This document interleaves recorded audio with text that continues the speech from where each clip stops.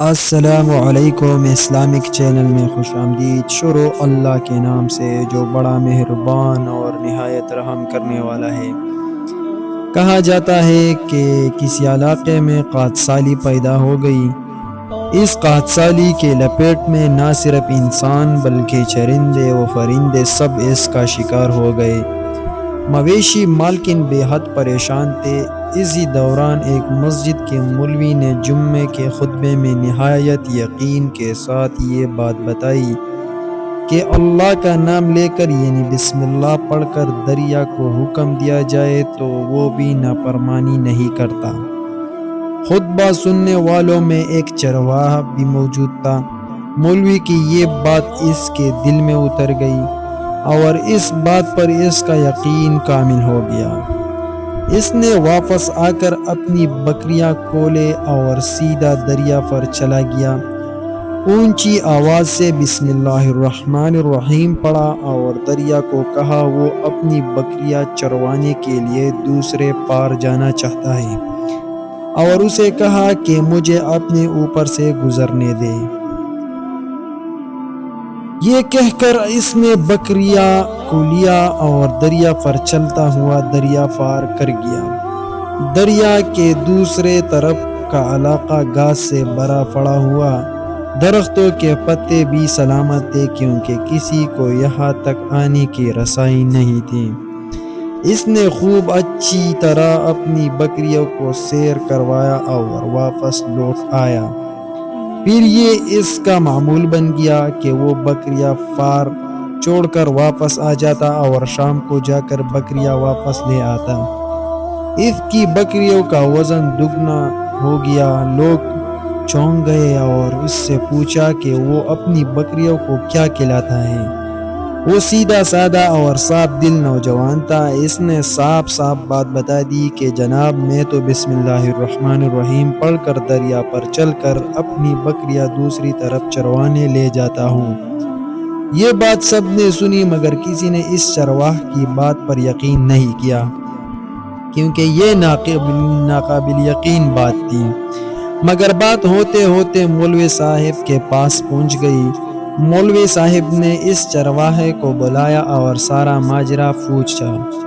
اس چرواہے نے مولوی صاحب کو ہی حوالہ بنا لیا کہ مولوی صاحب میں تو آپ کا شکریہ ادا کرنے والا تھا۔ آپ نے جمعے کے خطبے میں جو نسخہ بتایا تھا کہ بسم اللہ کہے اور دریا پر فار ہو جائے تو میں تو بس آپ کے نسخے پر ہی عمل کر رہا ہوں۔ مولوی صاحب حیرت سے اس کے چہرے کو دیکھتے رہے۔ مولوی صاحب نے کہا بھائی صاحب ایسے باتیں تو ہم ہر جمعہ میں کرتے ہیں، فقط ان کا مقصد لوگوں کا ایمان بنانا ہوتا ہے۔ مگر بکریوں والا ڈٹا رہا کہ میں تو بس بسم اللہ کہہ کر پانی پر چلتا ہوں اور بکریوں سمیت پانی پار چلا جاتا ہوں۔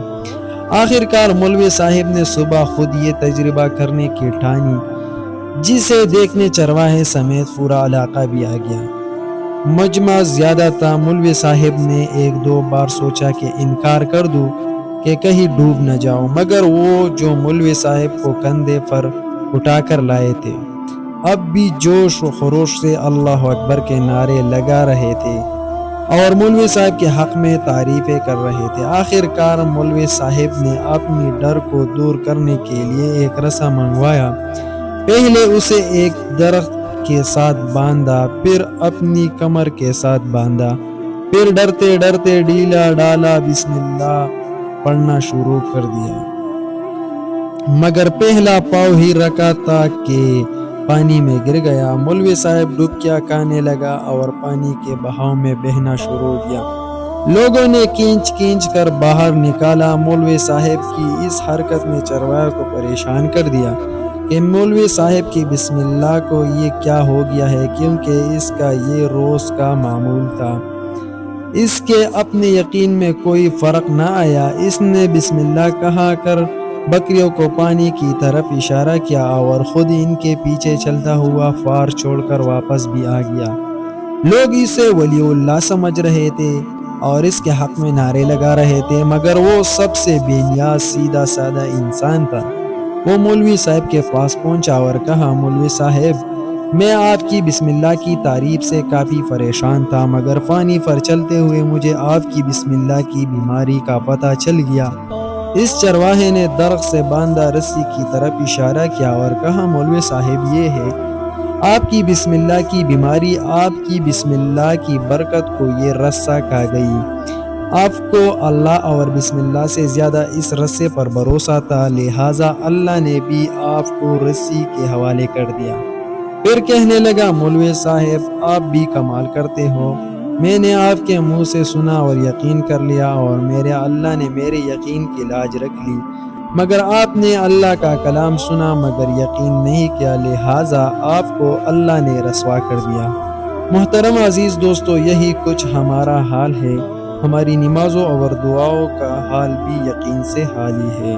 ویڈیو دیکھنے کا بہت بہت شکریہ۔